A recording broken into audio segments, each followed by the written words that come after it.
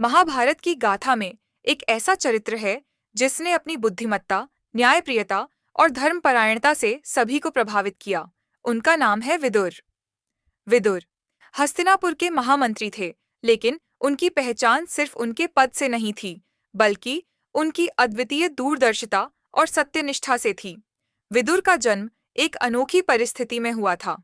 राजा शांतनु के पुत्र विचित्रवीर्य की दो पत्नियां थीं, अंबिका और अंबालिका। विचित्रवीर्य की अकाल मृत्यु के बाद कुल को चलाने के लिए उनकी माता सत्यवती ने अपने पहले पुत्र महर्षि व्यास को बुलाया। व्यास के तेज से अंबिका ने आंखें बंद कर लीं, जिससे धृतराष्ट्र का जन्म हुआ, जो जन्म से ही नेत्रहीन थे। अंबालिका भय से पीली पड़ गईं, जिससे पांडु का जन्म हुआ, जो पांडुरोगी पीले रंग के थे। जब सत्यवती ने एक और धर्मात्मा पुत्र की कामना की, तो व्यास ने फिर से आने का वचन दिया। इस बार अंबिका ने अपने स्थान पर अपनी दासी को भेजा। उस दासी ने धैर्य और सम्मान से व्यास का स्वागत किया और गर्भ से विदुर का जन्म हुआ। इसी कारण विदुर को दासी पुत्र कहा जाता था, लेकिन उनकी बुद्धिमत्ता और ज्ञान ने उन्हें सबसे ऊपर स्थान दिलाया। विदुर बचपन से ही अत्यंत बुद्धिमान और धर्मनिष्ठ थे। उन्होंने महर्षि व्यास से वेद, उपनिषद और राजनीति का ज्ञान प्राप्त किया। वे हमेशा सत्य और न्याय के मार्ग पर चलते थे। जब धृतराष्ट्र और पांडु बड़े हुए, तो विदुर ने दोनों का मार्गदर्शन किया। पांडु ने अपने पांडु रोग के कारण राजपाट त्याग दिया और धृतराष्ट्र राजा बने। धृतराष्ट्र का अपने पुत्र दुर्योधन के प्रति असीम प्रेम था, और इसी प्रेम ने उन्हें कई बार गलत निर्णय लेने पर मजबूर किया। विदुर राजा के महामंत्री होते हुए भी उन्हें बार बार सही रास्ता दिखाते रहे। कौरवों और पांडवों के बीच जब भी कोई मतभेद होता, विदुर हमेशा पांडवों के पक्ष में खड़े होते, क्योंकि वे जानते थे कि पांडव धर्म के मार्ग पर हैं। विदुर ने धृतराष्ट्र को कई बार समझाया कि पांडवों के साथ अन्याय न करें। जब दुर्योधन ने लाक्षागृह का षड्यंत्र रचा, तो विदुर ने ही पांडवों को गुप्त रूप से सचेत किया, जिससे उनकी जान बच गई। उन्होंने एक गूढ़ भाषा में युधिष्ठिर को संकेत दिया, अग्नि से बने घर से सावधान रहना। इस संकेत को समझकर ही पांडव सुरंग के रास्ते बाहर निकल पाए। सबसे दुखद और निर्णायक क्षण वह था जब द्रौपदी का चीरहरण हुआ। भरी सभा में, जहां भीष्म, द्रोण और धृतराष्ट्र जैसे महानुभाव बैठे थे, द्रौपदी का अपमान हो रहा था। विदुर ने अकेले ही इस कुकर्म का विरोध किया। उन्होंने धृतराष्ट्र से कहा, राजन, यह अधर्म है। तुम अपनी आंखों से अपनी कुल का नाश देख रहे हो।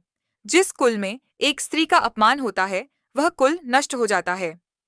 विदुर की बात सुनकर धृतराष्ट्र चिंतित तो हुए, लेकिन दुर्योधन के प्रभाव में कुछ कर न सके। अपमान से विदुर का हृदय टूट गया। उन्होंने उसी क्षण अपने पद से त्यागपत्र दे दिया और महल छोड़कर चले गए। विदुर ने कभी भी अपनी बुद्धि और ज्ञान का उपयोग व्यक्तिगत लाभ के लिए नहीं किया। उन्होंने हमेशा हस्तिनापुर के कल्याण और धर्म की रक्षा को प्राथमिकता दी।